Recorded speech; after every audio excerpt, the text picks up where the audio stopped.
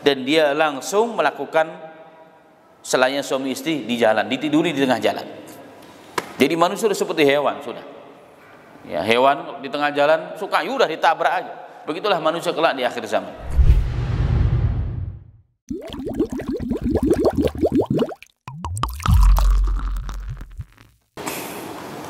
Diriwayatkan ya, hadis ini sahih disebutkan dalam Sahih Al-Musnad. Rasulullah bersabda dalam riwayat Abu Hurairah, "Walladzi nafsi biyadihi la tafna hadhil ummatu hatta yakuma ar-rajul ilal mar'ati fayaftarishaha fit tariqi fayakunu khiyaruhum yawma idin man yaqul law wara'aitaha wara'a hadzal haid." Subhanallah. Rasulullah mengatakan, demi yang zat yang jiwaku di tangannya. Itu kata Muhammad, bersumpah atas nama Allah, demi yang zat tangannya Nabi, jiwanya Muhammad di tangannya, tangan Allah Ta'ala. La tafna hadil ummah, tidak akan hancur, tidak akan habis umat ini, hingga yakumur rajulu, sehingga akan ada nanti seorang laki-laki menghampiri seorang perempuan di jalan. Fayaftari syaha fit tariq, ya kan, naudzubillah, dan dia langsung melakukan selain suami istri di jalan, ditiduri di tengah jalan. Jadi manusia sudah seperti hewan sudah. Ya, hewan di tengah jalan suka udah ditabrak aja. Begitulah manusia kelak di akhir zaman. Dan Rasulullah mengatakan, fayakunu khiyaruhum yauma idin, dan orang yang paling baik hari itu di zaman kayak begini kondisinya, ya kan, adalah orang yang mengatakan, oh, alangkah baiknya ini orang kalau melakukannya di belakang tembok. Di belakang tembok. Subhanallah. Padahal dalam hadis, padahal ini orang yang mengatakan ini tidak ada iman dalam dirinya walaupun sebesar biji zarrah pun. Tapi ini dianggap akhlak yang baik. Ini dianggap akhlak yang baik. Jadi seperti itulah kondisinya kelak akhir zaman itu tak akan terjadi. Fa na'udzubillahi min dzalika. Jadi manusia itu seperti apa? Seperti keledai, ya, seperti keledai dalam tes hadis yang lain. Jadi sudah enggak punya akhlak lagi. Sudah enggak punya akhlak lagi, ya, antara kita dengan mereka. Dalam tes yang lain, kerusakan yang terjadi adalah apa? La taqumus sa'atu hatta tattariba aliyatu nisa'i dausin ala dil khulasah wa dul khulasati tagiyatud dausin allati kanu ya'buduna fil jahiliyah.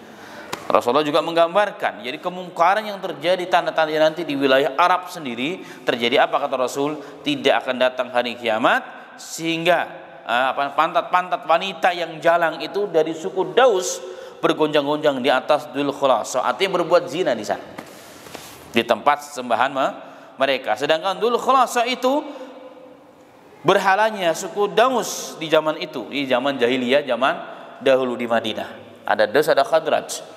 Jadi berhala mereka. Nanti tempat itu akan hidup kembali dan di sana digunakan untuk perbuatan zina senonoh oleh orang-orang di zaman itu. Wa na'udzubillahi min dzalika. Dan ini kerusakan, ma'asyiral muslimin. Ini kerusakan yang muncul kelak di akhir zaman sebelum dunia ini dihancurkan oleh Allah Subhanahu wa taala. Makanya kalau kita melihat kondisi kita hari ini, sedih kita, ya kan? Hari ini maksiat pun sudah dipertontonkan, kemaksiatan dipertontonkan, perbuatan zina sudah bukan lagi dianggap zina, begitu, ya kan? Allahu Akbar. Kita sedih, ya, orang-orang yang coba terus belajar hijrah, belajar Islam yang benar. Kita lihat kalau tiap malam Ahad, ya kan, Masya Allah, di wilayah kita. Saya akan berangkat kalau malam Ahad sering, ya. Pada beberapa minggu itu saya harus melewati wilayah sini ke arah sana. Itu jauh sebelum mau ke subuh. Saya melihat anak-anak muda, ya kan, masuk berbaris di situ luar biasa. Tapi ini mending dibandingkan dulu sebelum ada ruko-ruko di sini. Masya Allah. Mungkin bapak-bapak mungkin yang tinggal wilayah sini pahamlah kondisinya. Subhanallah. La haula wala quwata illa billahil aliyil azim. Dahulu, sebelum kita punya masjid dan kegiatan kami masih kerjasama dengan Masjid Al-Barkah. Jadi setiap pagi itu santri wajib hadir di Al-Barkah untuk kajian tafsir. Ini generasi awal di Alaminiyah. Jalan dan saya saya bilang mereka jalan kaki. Mereka pakaian putih, jalan kaki, nggak ada naik motor, nggak ada naik macam-macam. Jalan kaki tiap jam 4 sampai ke Anggrek Loka di Masjid Al-Barkah. Di zaman itu, masya Allah, semua udah paham ya saat itu. Hidup di sini itu 24 dari pagi sampai subuh itu hidup wilayah sih.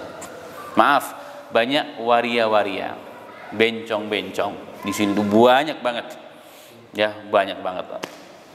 Bahkan sempat santri kita saking jengkelnya melihat kemaksiatan dilakukan di atas kubur, Pak, kuburan ini sampai sebegitunya, ya kan. Tapi alhamdulillah berangsur-angsur ini sepi, sehingga saya didatangin oleh tentara yang di kampung namanya Binamas dan Kantikmas ya, yang polisi datang ke saya waktu itu masih kita belum bangun masjid. Saya kaget, wah jangan-jangan ada apa-apa, itu lagi politik lagi kacau lah kan, lagi panas teroris lah. Ternyata mereka berdua mengucapkan terima kasih. Ustaz, terima kasih. Loh, kenapa Pak? Iya, soalnya alhamdulillah asbab Ustaz ya, asbab santri-santri Ustaz di wilayah sini sekarang sudah mulai sepi. Maksudnya sepi bagaimana? Saya nggak paham. Jadi kami Pak sering patroli di malam hari sampai subuh untuk mengusir mereka supaya mereka tinggalkan tempat ini, nggak buat maksiat di wilayah sini. Apa kata mereka? Hak asasi manusia. Kami nggak bisa buat apa-apa. Dan kami perhatikan ya, bukan hanya sehari 2 hari, berbulan-bulan, bertahun-tahun. Setiap santri-santri Ustadz yang lewat ya dari sini ke sana, mereka bubar lari tunggang langgang.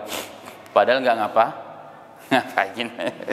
Karena melihat pakaian putih malam hari pada jalan gitu sampai ke sana. Waktu itu kan sangat sepi masih. Nah, artinya adalah bahwa kemaksiatan hari ini sudah menjadi seperti itu.